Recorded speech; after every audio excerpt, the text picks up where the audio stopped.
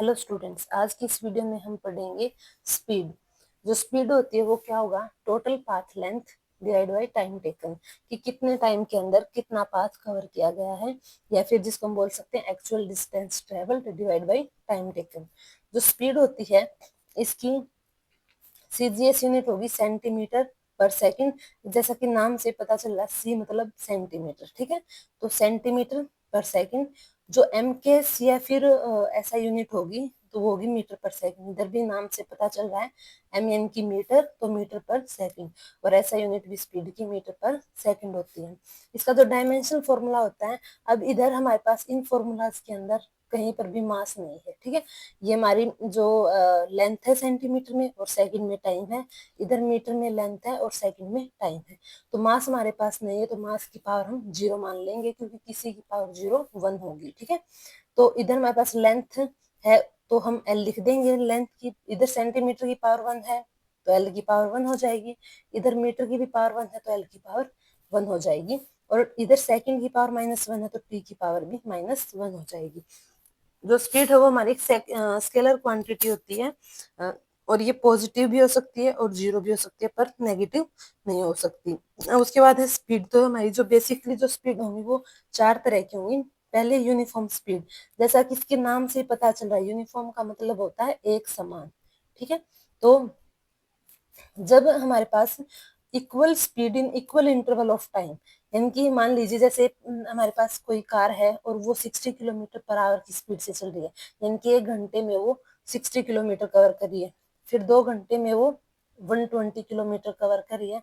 फिर 3 घंटे में वो 180 किलोमीटर कवर कर रही है। तो यानी कि हर एक के घंटे के डिफरेंस से उसने इक्वल इंटरवल ऑफ स्पीड रखा इन इक्वल इंटरवल ऑफ टाइम में, तो वो हमारे पास यूनिफॉर्म स्पीड होगी, ठीक है। अब उसके बाद है वेरिएबल स्पीड। वेरिएबल का मतलब होता है बदलना, यानी कि जो टाइम टू टाइम बदलती रहती है, ठीक है।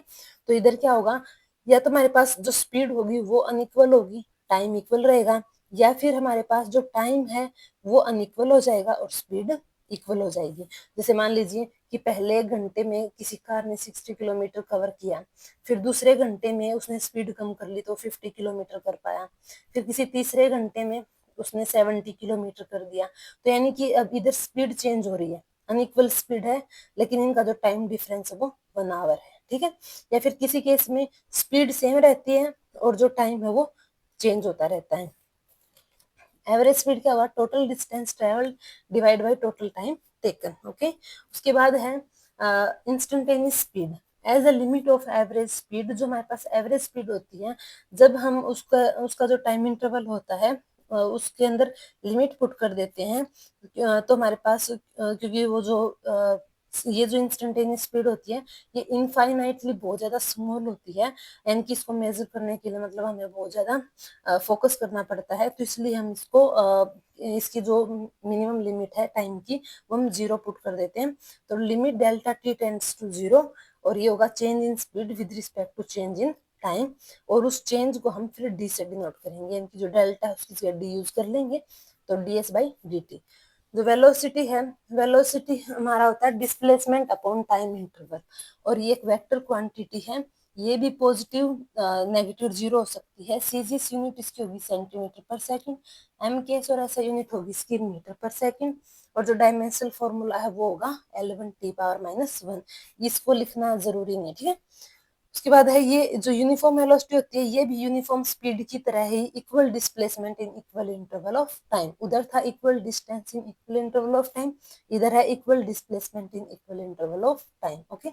आज की इस वीडियो में इतना ही। अगर आपको ये वीडियो पसंद आता है then please like, share, comment the video and also subscribe the channel. Thank you.